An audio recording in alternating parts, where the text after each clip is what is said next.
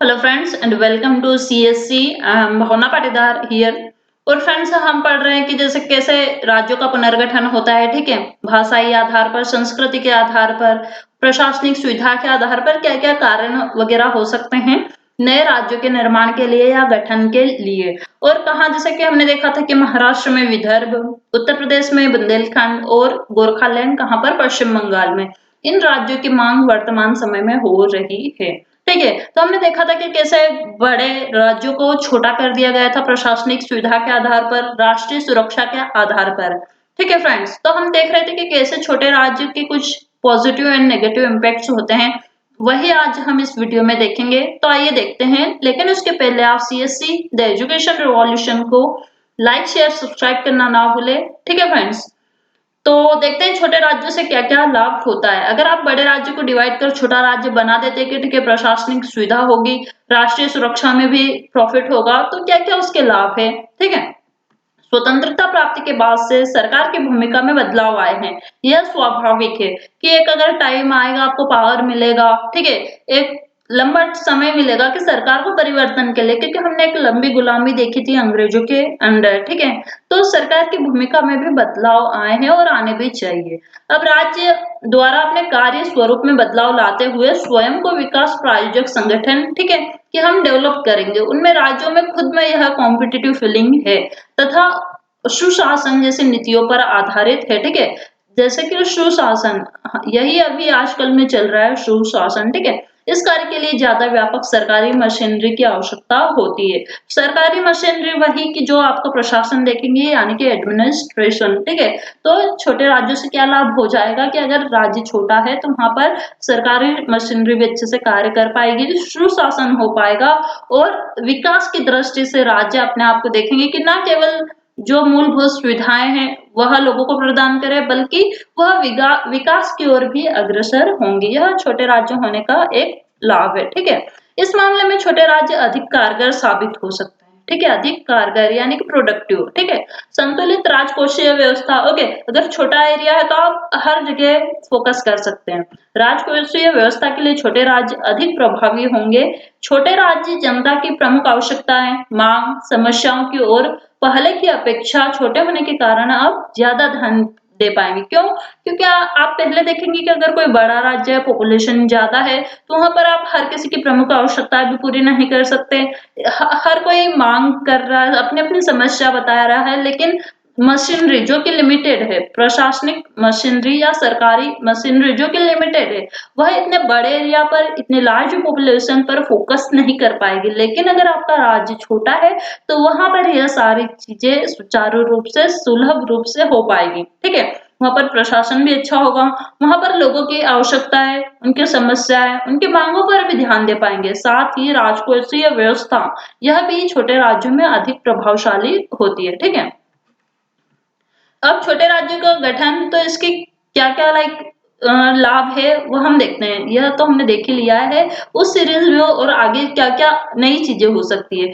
जनसंख्या तथा क्षेत्रफल कम होगा, ओके, ठीक है। क्षेत्रफल कम है और जनसंख्या भी कम है, तो वह एडजस्ट हो जाता है। प्रशासन जनता के निकट होगा, प्रशासन को जनता तक आने में टाइम नहीं लगेगा। क्योंकि अगर हम देखते हैं कि बहुत ज्यादा, अगर आपकी बहुत ज्यादा इंक्वायरीज चली गई प्रशासन के पास, तो प्रशासन किस किस का जवाब देगा। लेकिन आपके पास लिमिटेड इंक्वायरीज है, लिमिटेड पॉपुलेशन है, तो आप हर जगह फोकस कर सकते हैं, ठीक है। जनता कल्याणकारी नीतियों से परिचित होगी। अभी हम देखते हैं कि भारत इतना बड़ा देश है, ठीक है, हमारी सेकंड लार्जेस्ट कंट्री है, ठीक है, वर्ल्ड में, आफ्टर चाइना, ठीक है। तो हमारे यहाँ क्या होता है कि गांव तक अभी भी बहुत सारी कल्याणकारी योजना तो ठीक है आई है, लेकिन वो लोगों को पता ही नहीं रहती कि अच्छा हमारे लिए ऐसी भी कोई योजना है, और वे लोग उस योजना से लाभ पाने से वंचित रह जाती है। लेकिन अगर आपका राज्य छोटा है तो फिर क्या होगा कि जनता भी कल्याणकारी नीतियों से परिचित होगी, ठीक है। पारदर्शिता होगी। अगर कुछ सब कुछ लिमिटेड है तो वहां पे पारदर्शिता होना स्वाभाविक है, ठीक है। तो वहां पे ज्यादा पारदर्शिता, जवाबदेही रहेगी, क्योंकि हमें पता है कि उलझा नहीं पाएंगे। जो प्रशासन होगा वह लोगों को उलझा नहीं पाएंगे। साथ में जो प्रशासन के अंदर भी चीजें उलझेगी नहीं, बल्कि जवाबदेही रहेगी, पारदर्शिता रहेगी, ठीक है। तो यह छोटे राज्यों का फायदा है। इन सबसे भ्रष्टाचार मुक्त प्रशासन की स्थापना होगी। ऐसे छोटे राज्यों के लाभ हम कुछ देख सकते हैं, ठीक है। इससे नए प्रशासनिक, राजनीतिक प्रयोग एवं आविष्कार संभव होंगे। अगर छोटा है राज्य तो प्रशासनिक, राजनीतिक नए प्रयोग, आविष्कार भी संभव होंगे। छोटे राज्य के सामने ज्यादा स्पष्ट प्राथमिकताएं होगी और अपने कर्तव्य के प्रति गंभीर भी होंगे। ठीक है। छोटे राज्य में पंचायती राज व्यवस्था के सफल क्रियान्वयन पर अधिक ध्यान दिया जा सकेगा, ताकि विकेंद्रीकृत शासन की स्थापना हो सके। विकेंद्रीकृत यानी कि जो शक्ति का पृथक्करण या डिस्ट्रीब्यूशन ऑफ पावर। ओके, तो पंचायती राज व्यवस्था का सफल क्रियान्वयन हो सके, उसके लिए छोटे राज्य लाभकारी होते हैं। ठीक है, प्रभावशाली होते हैं। प्रशासनिक गुणवत्ता में भी वृद्धि होगी तथा केंद्रीय सरकार द्वारा लागू की जाने वाली योजनाओं को प्रभावी रूप से क्रियान्वित किया जा सकेगा। अब छोटे राज्य, ठीक है, छोटे राज्यों के हमने लाभ देख लिए कि क्या क्या हो सकते हैं।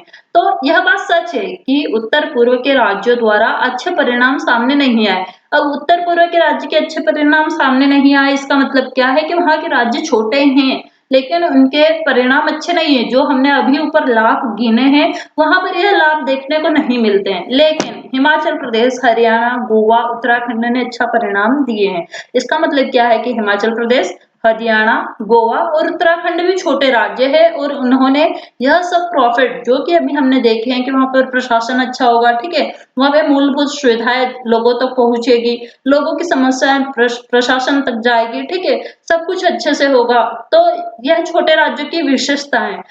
उत्तर पूर्व के कुछ अलग रीजन्स भी हो सकते हैं, वह भी हम देखेंगे।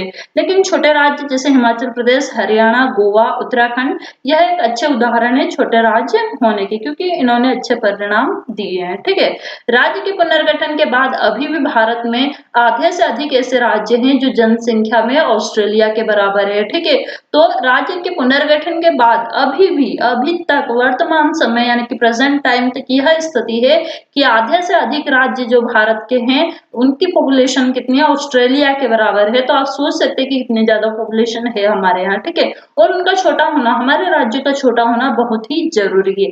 इसका एक एग्जाम्पल है कि जो एक अमेरिका है, अमेरिकी संघीय व्यवस्था भारत की तुलना में जनसंख्या कम है। ठीक है, हम देखते हैं कि अमेरिका की जनसंख्या भारत से बहुत कम है तथा क्षेत्रफल के अधिक होने के बावजूद वहां पर कितने राज्य हैं, 50 राज्य है अमेरिका में। ठीक है, वहां की पॉपुलेशन भारत से बहुत कम है लेकिन वहां राज्य कितने हैं, 50 है। भारत की पॉपुलेशन वर्ल्ड में सेकंड नंबर पर है, बट हमारे यहाँ राज्य कितने हैं, 28 राज्य।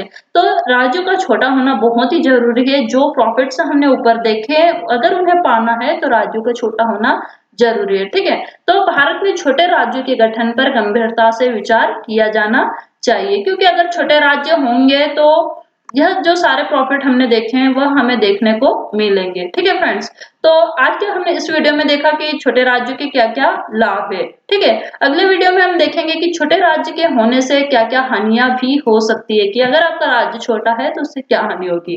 ठीक है फ्रेंड्स, अगर आपको यह वीडियो पसंद आया तो नीचे लाइक करें, कमेंट करें, शेयर करें। तब तक के लिए keep visiting CSC and thank you very much.